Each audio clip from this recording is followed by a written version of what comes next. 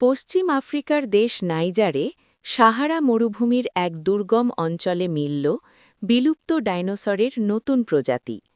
এই প্রাগৈতিহাসিক প্রাণীটির নাম রাখা হয়েছে স্পাইনোসরাস মিরাবেলিস বা গবেষকদের ভাষায় হেল হেরন।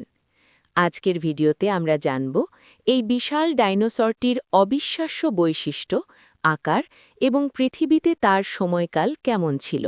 স্পাইনোসরাস মিরাবিলিস মূলত স্পাইনোসরাস গোত্রের ডাইনোসর। মাথায় লম্বা ঝুঁটি এবং কুমিরের মতো লম্বা চোয়াল ছিল। এর দৈর্ঘ্য প্রায় ৪০ ফুট। বিশেষভাবে মাংসাশী এই ডাইনোসরটি জলাভূমি ও নদীর পাশে শিকার করতে পারত। গবেষকরা জানিয়েছেন এটি একটি দুর্লভ ও অসাধারণ প্রজাতি। নামকরণ করেছেন হেল হেরন, কারণ এর চেহারা এবং দীর্ঘ চোয়ার কুৎসিত কিন্তু ভয়ঙ্কর।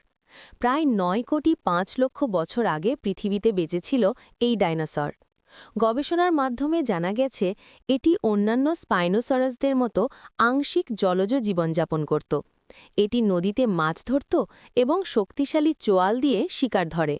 নাইজারের সাহারা মরুভূমির এই অঞ্চল তখন ছিল প্রায় নদী এবং জলাশয়ের পরিবেশ। বৃহৎ স্পাইনোসরাসরা এখানকার পরিবেশে শিকার করত। গবেষকরা বলছেন এই প্রজাতি আমাদের প্রাগৈতিহাসিক পৃথিবীর জলজ জীবন এবং খাদ্যচক্র সম্পর্কে নতুন তথ্য দিয়েছে। বিশেষত্বগুলো: লম্বা ঝুঁটি যা শিকার ধরার জন্য উপযুক্ত, কুমিরের মতো লম্বা চোয়াল, প্রায় ৪০ ফুট লম্বা দৈর্ঘ্য, আংশিক জলজ জীবনযাপন। এই বৈশিষ্ট্যগুলো এটিকে অন্যান্য স্পাইনোসরাস প্রজাতির থেকে আলাদা করে।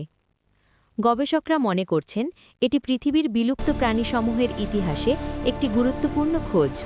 নাইজারের মরুভূমি থেকে পাওয়া স্পাইনোসরাস মিরাবেলিস বা হেল হেরন আমাদের দেখাচ্ছে প্রাগৈতিহাসিক পৃথিবীতে কতটা বৈচিত্র্য ছিল।